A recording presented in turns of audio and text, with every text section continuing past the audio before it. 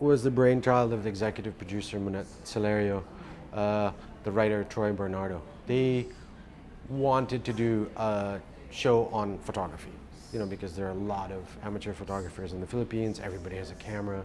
There's a lot of interest in it as a hobby or as a semi-profession or profession. The original idea was, it was more how-to, like how to take pictures and how to do things. But that quickly evolved. What we ended up doing for two stops over was picking really interesting stories in Manila. We had no budget. It was just a bunch of guys who sat down over beers one day and said, "Hey, why don't we do this?" So it was a great 12 episodes. We photographed the ballet dancers of the CCP, the disabled athletes of Filespada, indie bands. We did Binondo, Quiapo. It's just so many little interesting stories in Manila that you rarely hear of, that nobody really takes the time to talk about. That's what we wanted to feature. We wanted to go in and not give an overly positive and rose-tinted vision of what Manila is. It's dirty, it's smoggy, it's traffic.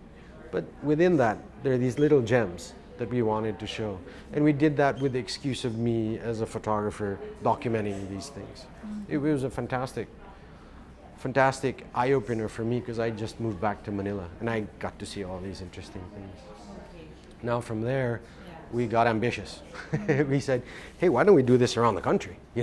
If just Manila has all these stories that we couldn't fit in one season, why don't we open it up? Because travel now it's the next big thing in the Philippines. We're on the radar. We're on the world travel map finally.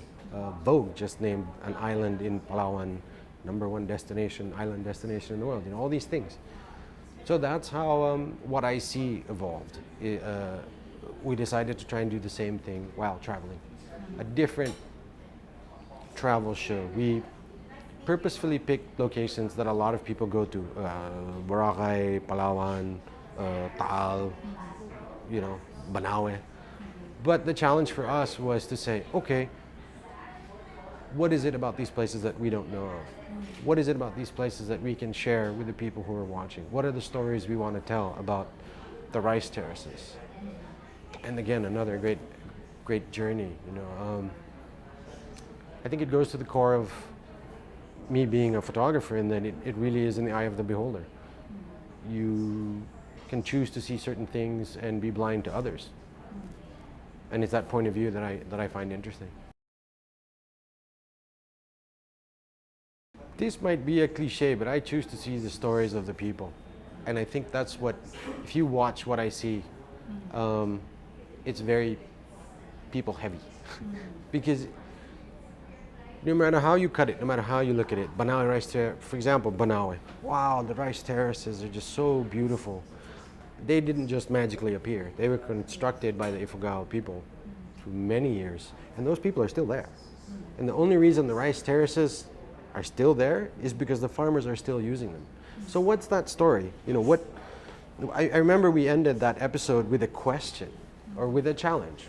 When we come as tourists to Banawe, let's not just appreciate the rice terraces. Let's appreciate the farmers who day in and day out work those fields, work those terraces. That's the story we wanted to tell. See, our challenge for that exactly is that whole episode revolved around rice, of how the introduction of the new rice species from lowland varieties by the Department of Agriculture, and this is probably off the record, is brought in giant earthworms. How the introduction of commercial varieties has made the farmers indebted to buying fertilizers, seed stock, GM seed stock. And that's destroying the rice terraces. It's forcing the soil to give 2 harvests per year instead of the traditional 1. But there's a small group of farmers who are trying to go back to heirloom rice, which is the indigenous variety of rice. And again, I think if we can make it profitable for the farmers to plant heirloom rice instead of imported varieties, then that's the start of the system, and that will continue, and it should help the terraces, we think.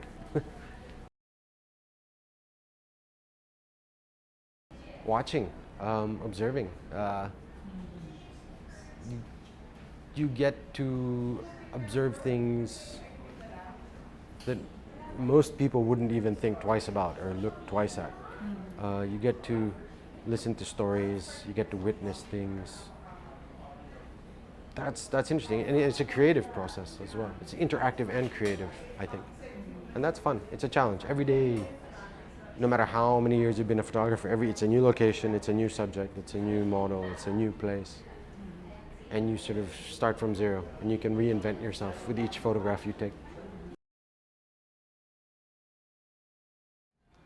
Every single person you meet along the way sort of stays with you, you know, and there are even some situations and some people you choose not to photograph, and those are the pictures that stay in my head. Because for me, once you take the photograph, it sort of exercises the image and you have it. But the ones you miss are the ones that sort of stick in your head. You know, I missed that shot. I mean, the one person that really, well, the one people that really affected me were the Tiboli of Lake Cebu.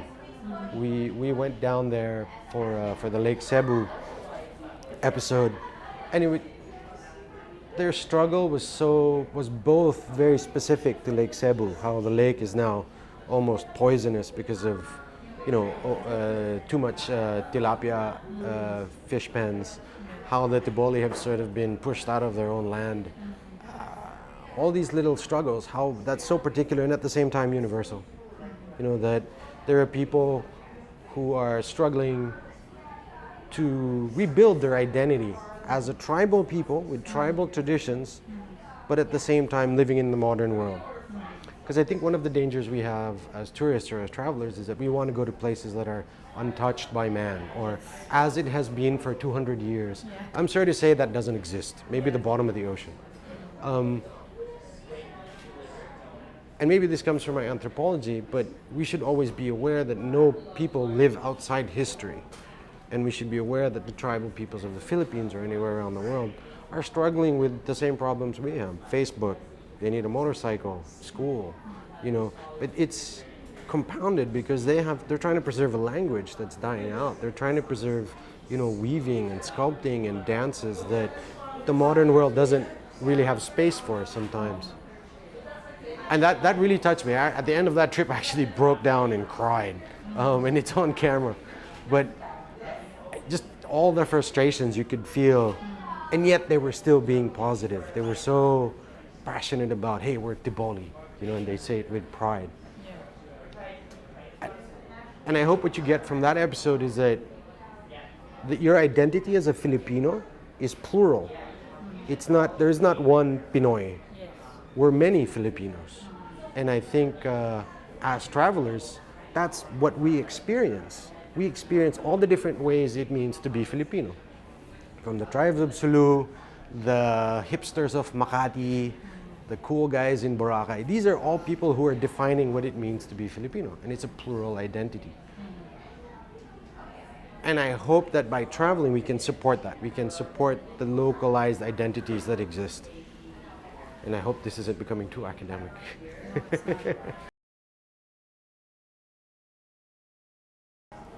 You know, I was involved earlier this year in one small act for the Philippines, which was a campaign that was created by the Solar Network group of companies. This was on Talk TV. Now, one small act. The idea was, and this is my interpretation of it, you know, by doing little things, not grandiose. Dying for your country thing. I mean, that's important stuff as well. But the little small acts we do daily are very important. And they wanted to give a platform to this. So they created a photo contest. What is your one small act for the Philippines? And if you go to the Facebook page, you know, we had firemen who were saying, you know, we help rescue animals. We had people from the military saying we're helping rebuild schools. We had, you know, people caring for volunteering time to the elderly homes. All these little things add up, you know, and I truly believe the message I said during that segment, in that as a photographer, I don't pretend to empower the people I photograph. I I wish I was capable. I wish it was that simple. But I think as a creator of images, I'm empowering the people who see the images because that's information. You see, so in a way, I'm passing on the buck to you. If an image it's a great image, it's impactful, it stops people in their tracks and say, wow, look at that image. Hopefully that's more information they're getting. That's something they didn't know a minute before seeing it. And all of a sudden they're asking questions, oh, where is that? What is that? And that's information. And today information is power. I mean, we live in the social media age, you know, and it's truer than ever. Information is power. Now the empowerment part is up to you. It's not an automatic thing. So as a photographer, I mean, interestingly enough, in the past 6 months, I photographed the cover of Travel and Leisure in Panglao. That's a very flowery lifestyle image of the Philippines, but I think that could help the tourism in the Philippines because people are curious, hey, that's a beautiful beach, where is that? At the same time, I photographed Tiboli tribal leaders in Lake Cebu who are trying to rebuild their culture. I think that also has its value.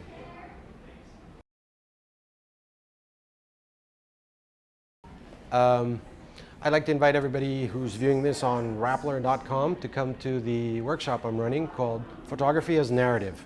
It's going to be at the Filipinas Heritage Library on 28th of July. What I'm going to do is we're going to be embedding you into some very interesting institutions in the Makati area.